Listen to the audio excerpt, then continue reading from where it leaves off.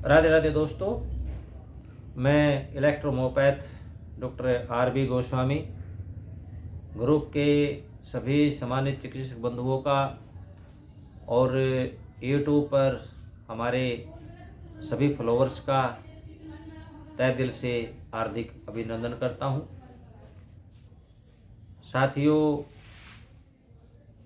काफ़ी समय जो है पिछला वीडियो लेक्चर तो था, उसके बाद में अब आप आए हैं आपके सामने, क्योंकि आप सब जानते हैं बीच में हमारे साथ एक इंसिडेंट हो चुका है, जिसके कारण वीडियो लेक्चर जो है देने में थोड़ी सी परेशानी आई।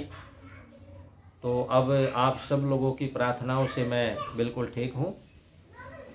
और आज का वीडियो शुरू करने से पहले साथियों आप सभी साथियों के लिए खुशखबरी है। जो हमारे नए साथी हैं, अभी प्रैक्टिस करना चाहते हैं और प्रैक्टिस करने का जो है उनको ज्ञान नहीं है, अभी इतना जानकारी नहीं है, उन साथियों के लिए, जिनके पास मेडिसिन नहीं है, उन साथियों के लिए। तो साथियों, हमने जो हमारी 100 ml की जो स्पेजरिक एसेंस D3 की किट है, उसके साथ में जो हमारी dietary and age treatment book है, ए प्रैक्टिस ऑफ मेडिसिन, उसके साथ में हमने साथियों स्टॉक रहने तक केवल 100 किताबों का ही हमने रखा है। स्टॉक रहने तक जो है हम 100 ml की किट के साथ में जो हमारी dietary and age treatment book है, जो 1350 रुपये की है, उसको इसके साथ में बिल्कुल निःशुल्क दिया जाएगा। ये लेकिन ध्यान रहे स्टॉक रहने तक। तो जो भी साथी हमारे नए हैं या भी जिन्होंने स्टार्ट किया है अपना क्लिनिक या अपना कार्य स्टार्ट किया है, या जिनके पास जिनको आवश्यकता है, हमारी बुक की आवश्यकता है, तो वो हमसे हमारे जो स्क्रीन पर दिए गए नंबर है उनसे आप हमें संपर्क करके उसके बारे में जानकारी ले सकते हैं, या व्हाट्सएप के माध्यम से हमसे जानकारी ले सकते हैं। तो ये थी आज की जो है सूचना। और आज का वीडियो लेक्चर जो है हमारा साथियों, वो है पेरिटोनाइटिस। पेरिटोनाइटिस क्या है, जिसको हम पेट की सूजन भी बोल देते हैं, पेट में सूजन होना। तो ये पेरिटोनाइटिस क्या है साथियों, हमारी जो पेट की आंतरिक वाल है, उसके साथ साथ एक झिल्ली नुमा जो है टिश्यू की बना हुआ एक आवरण होता है, जिसको हम पेरिटोनियम कहते हैं। जब किसी कारणवश इस पेरिटोनियम में सूजन आ जाती है तो उस स्थिति को पेरिटोनाइटिस कहा जाता है। साथियों, ये रोग आमतौर पर जो है बैक्टीरिया या फंगल इन्फेक्शन के कारण जो है होता है। पेरिटोनाइटिस एक गंभीर स्थिति है। यदि इसका उचित इलाज ना किया जाए तो ये बड़ा घातक भी हो सकता है। तो इसके रीजन पर, इसके कारण पर बात हम करें, काजेज पर बात करें, तो इसके दो मुख्य कारण है साथियों। जो पहला कारण है वो है बैक्टीरियल पेरिटोनाइटिस।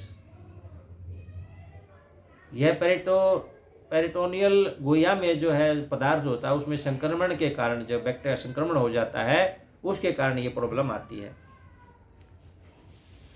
किडनी या लीवर फेल होने के कारण भी ये समस्या, ये रोग हो सकता है। और दूसरा इसका जो कारण है वो है आमतौर पर पाचन तंत्र में फैले हुए, जो हमारा डाइजेस्टिव सिस्टम है उसमें फैले हुए संक्रमण के कारण भी ये प्रॉब्लम आ जाती है। चाहे वो बैक्टीरियल हो या फिर जो पाचन तंत्र में संक्रमण के कारण हो, साथियों दोनों ही स्थितियां जो है घातक होती है, जानलेवा हो सकती हैं। तो इसलिए इसका उचित इलाज समय रहते कर लेना चाहिए। इसके अलावा जो है पेट में घाव है या चोट लगी है या पेट में अल्सर बन गए हैं, या हमारी जो पैंक्रियास है उसके अंदर सूजन आ गई है, या लीवर सिरोसिस की प्रॉब्लम है, या पित्ताशय की थैली की सूजन है, या फिर पेल्विक इन्फ्लामेटरी डिजीज़ वगैरह की प्रॉब्लम आ जाती है, किडनी खराब हो जाए, सर्जरी हो जाए, या फीडिंग ट्यूब का प्रयोग करना, इसके कारण भी जो है पेरिटोनाइटिस की समस्या क्रिएट हो जाती है। तो साथियों, अगर इसके हम लक्षणों पर बात करें तो लक्षणों में तो सबसे तो एक तो है कि पेट में सूजन आएगी, पेट भारी भारी रहेगा, टाइट रहेगा पेट।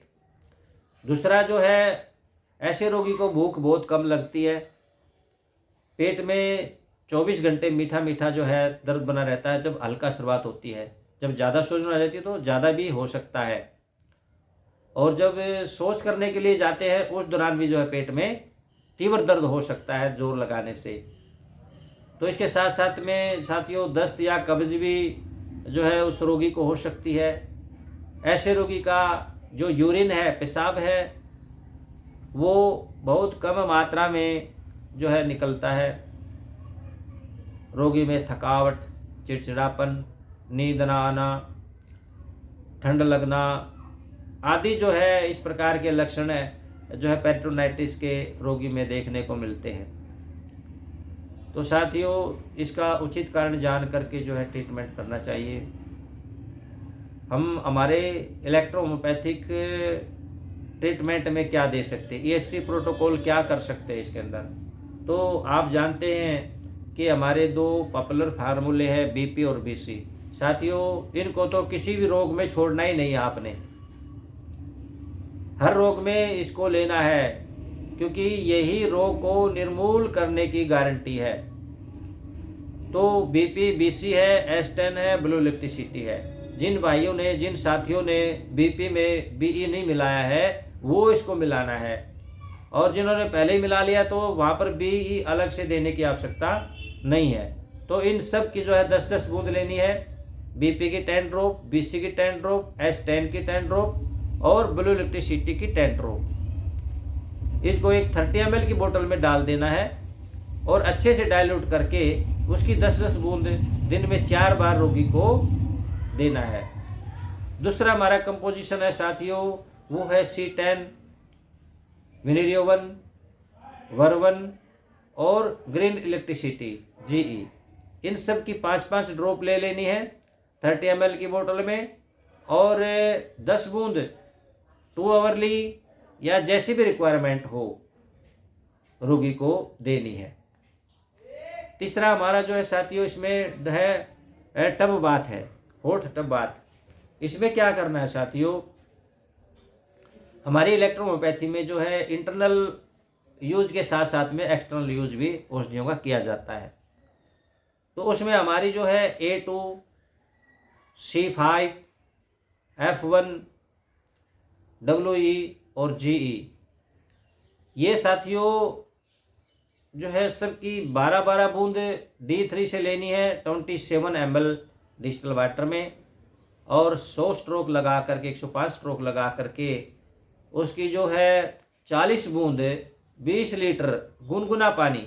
देखिए, पानी ज़्यादा गर्म नहीं होना चाहिए, जैसे हमारी बॉडी का टेम्परेचर 37 होता है, इसी प्रकार से जो है 37 से 40 तक जो है तापमान उसका पानी का होना चाहिए। उसमें रोगी को बिठा दें, 30 से 35 मिनट तक उसको बिठाएं। अगर ज़्यादा प्रॉब्लम है तो सुबह शाम भी उसको बिठाया जा सकता है, और यदि प्रॉब्लम जो है माइल्ड है तो उसको एक बार भी जो है बिठाया जा सकता है। इस प्रकार जो है औषधियों का इंटरनल और एक्सटर्नल प्रयोग करके हम रोगी को जो है ठीक कर सकते हैं।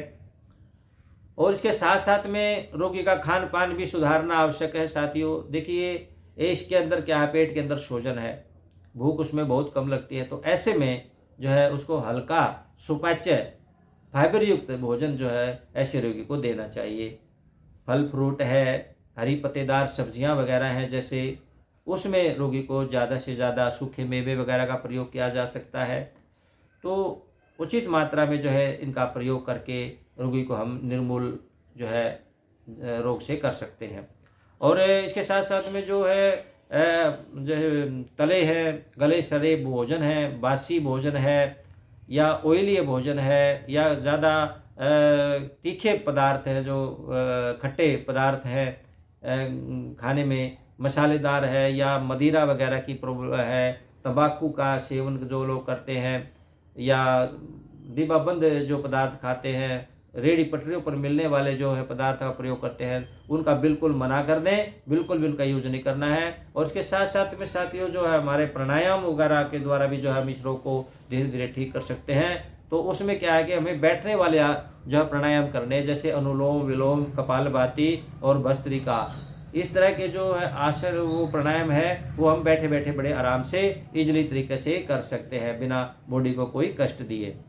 तो इस प्रकार से अगर हम कंप्लीट ट्रीटमेंट करते हैं तो हमें 100% इसके अंदर सफलता मिलती है और काफ़ी अच्छा जो इसका हमें रिजल्ट मिलता है। तो साथियों ये था आज का हमारा वीडियो लेक्चर।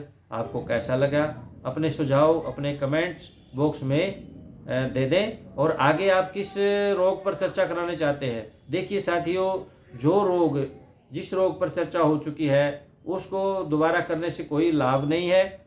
और मैं कई अपने साथियों से ये भी कहता हूँ कि जो हमारी बुक के अंदर है या जिनको वीडियो लेक्चर जिस रोग का आ चुका है उस रोग के बारे में आप पहले हमें ना पूछें। और पहले अच्छा ये होगा कि आप जा करके वहाँ पर जो है उसको सुने या बुक में उसको देखें, उसके बाद पेशेंट को ट्रीटमेंट दें। उसके बाद यदि कोई प्रॉब्लम होती है तो फिर आप हमसे बात कर सकते हैं। तो साथियों आज के लिए बस इतना ही। राधे राधे दोस्तों।